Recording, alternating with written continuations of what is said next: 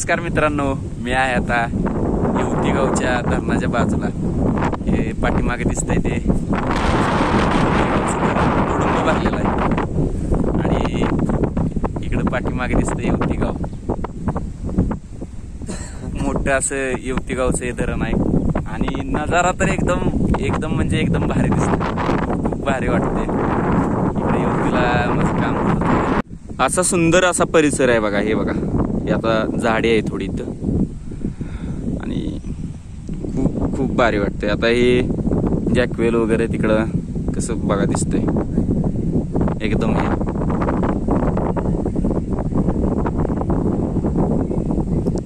हे तुम्हाला म्हटलं ना ही इकडं घरं दिसतात ना, हा इकडे येवती समोर, त्या येवती गावापासून ते पूर्ण असं प्रचंड मोठं असं धरण आहे. आणि इकडं या बाजूला एका बाजूला झाडी एकदम पूर्ण अशी.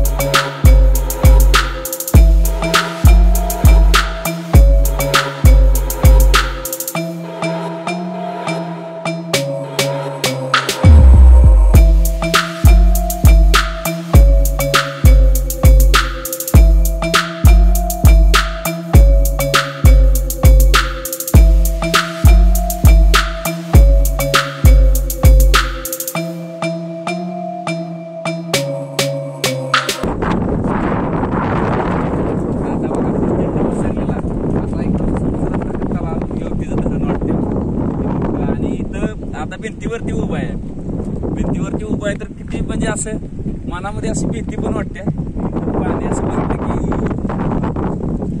आणि बाहेरच वाटते की बघा भिंत संपूर्णपणे. हा रस्ता बघा कसा रस्ता आहे आणि अशी एक बांध आहे.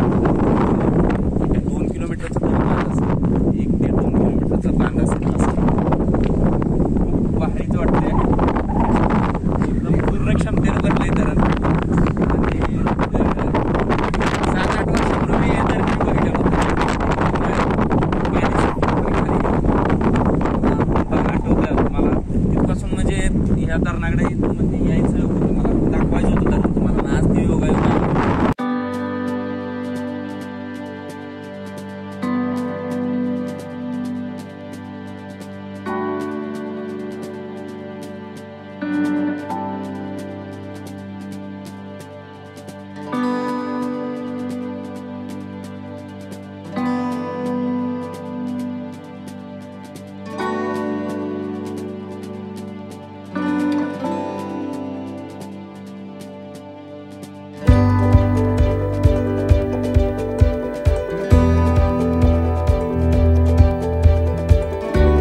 संपूर्ण परिसर हा ओलिताखाली गेला या धरणामुळे, येवतीच्या धरणामुळे.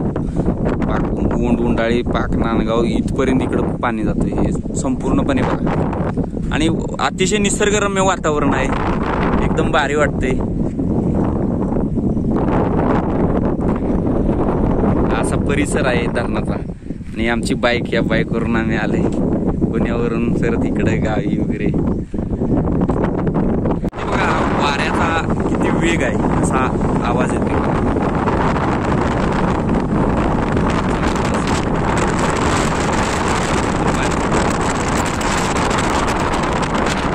वारा तर इतकं भयंकर आहे ना, इथं आलंय बघा, इथून पाणी सोडते एकदम भारी वाटते. तुम्हाला व्हिडिओ कसा आवडला धरण दाखवण्याचा हा माझा छोटासा प्रयत्न होता.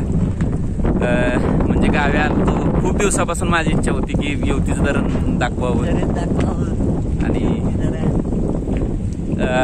आता तर संपूर्णपणे पूर्ण क्षमतेनं भरले, त्यामुळं मला एकदम अथांग असं दिसून वाटते. आणि हा व्हिडिओ कसा वाटला नक्की मला सांगा. आणि या व्हिडिओला लाईक करा, शेअर करा आणि सबस्क्राईब करायला विसरू नका. चला भेटूया अशाच एका नवीन व्हिडिओमध्ये नवीन कुठल्या तरी ठिकाणी. तोपर्यंत धन्यवाद आणि बाय बाय. चला गणपतीच्या सर्वांना पुन्हा एकदा हार्दिक शुभेच्छा.